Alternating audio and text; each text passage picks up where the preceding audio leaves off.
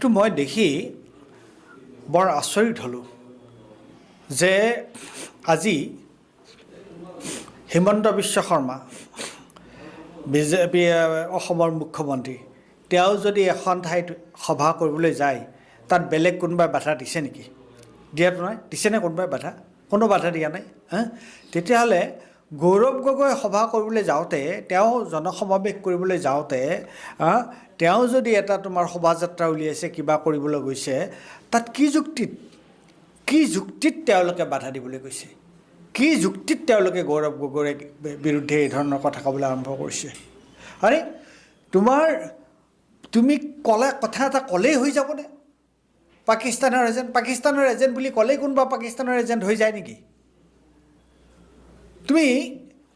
তুমি ৰাজনৈতিক উদ্দেশ্যপ্ৰণোদিতভাৱে তোমাৰ নিজৰ স্বাৰ্থ সিদ্ধি কৰিবৰ কাৰণে এজন মানুহক এটা অপবাদ দিলা। অপবাদ দিলে সেই কথাটো মানুহজনৰ গাত লাগি যাবনে?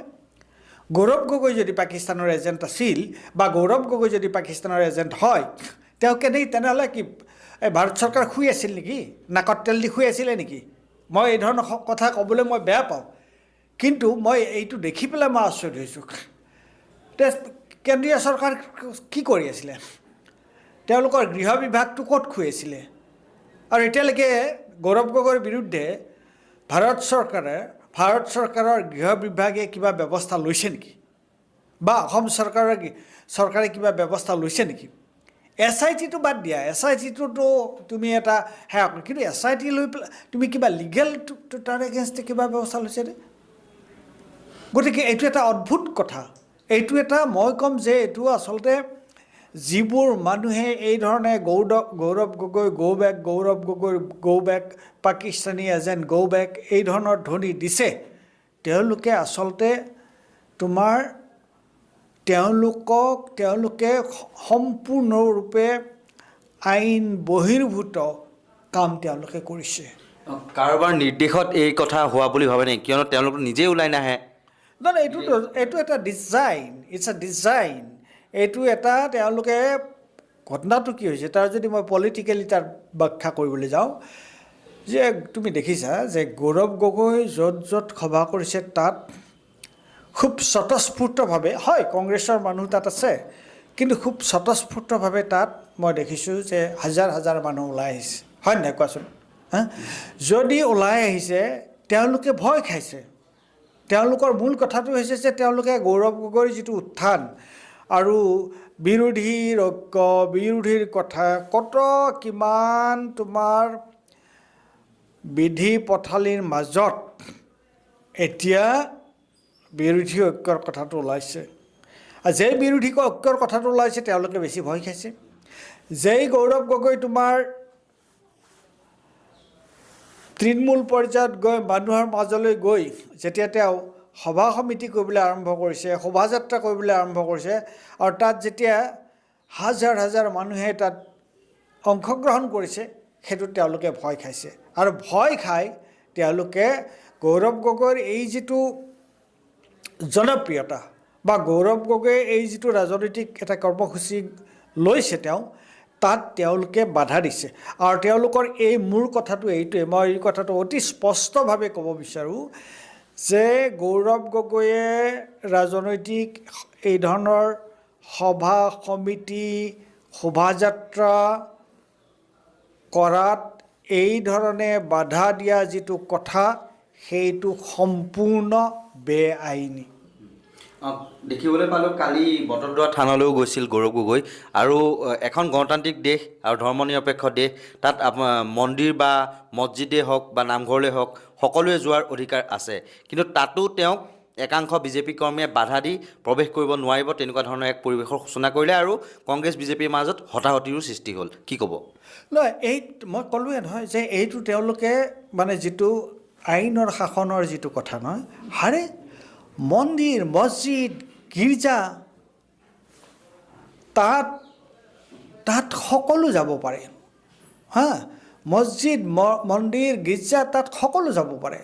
আৰু গৌৰৱ গগৈ কি যুক্তিত তেওঁলোকে গৌৰৱ গগৈ বটদ্ৰৱা যোৱাত তেওঁলোকে বাধা দিব পাৰে?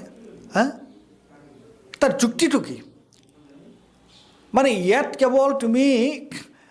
কেৱল তাৰমানে বিজেপি যিবোৰ মানুহে কৰে ৰাজনৈতিকভাৱে যিবিলাক মানুহ বিজেপিত আছে বিজেপি RSSত থকা মানুহবিলাকে কি হিন্দু ধৰ্ম গ্ৰহণ কৰিব হিন্দু ধৰ্মৰ প্ৰবক্তা তেওঁলোক বাকীবিলাক হিন্দু ধৰ্ম শংকৰদেৱৰ আদৰ্শৰ জানো পৰিপন্থী নহয় যিটো কাম কৰিলে তেওঁলোকে নাই এবছলিউটলি 100 টাইমছ তুমি এজন সাংবাদিক তুমি বিজেপিৰ কৰ্মী হয় নেকি তুমিতো নহয় যদি নহয় তেল তুমি তাত যাব নোৱাৰিবা নেকি মই বিজেপি না মই কংগ্ৰেছৰ না মই বিজেপিৰ কিন্তু মই ধৰ্ম কৰ্মত মোৰ ইমান বিশ্বাস নাই হা কিন্তু মই যদি আজি মন্দিৰ এটাত যাব বিচাৰোঁ মোক কোনে বাধা দিব পাৰে মোক হিন্দু মন্দিৰত যোৱাটো কোনেও বাধা দিব নোৱাৰে মোক মুছলমান মন্দিৰত যোৱাটো মুছলমান মছজিদত যোৱাটো বাধা দিব নোৱাৰে আৰু গীৰ্জাত যোৱাটো বাধা দিব নোৱাৰে এইটো কি ধৰণৰ কথা যে মানুহ এটাই ৰাজনৈতিক ধৰণে এটা তোমাৰ ৰেলী উলিয়াব এখন মিটিং কৰিব আৰু তাত তুমি বাধা দিবা আৰু অযথা কোনো যুক্তি নাই কথা নাই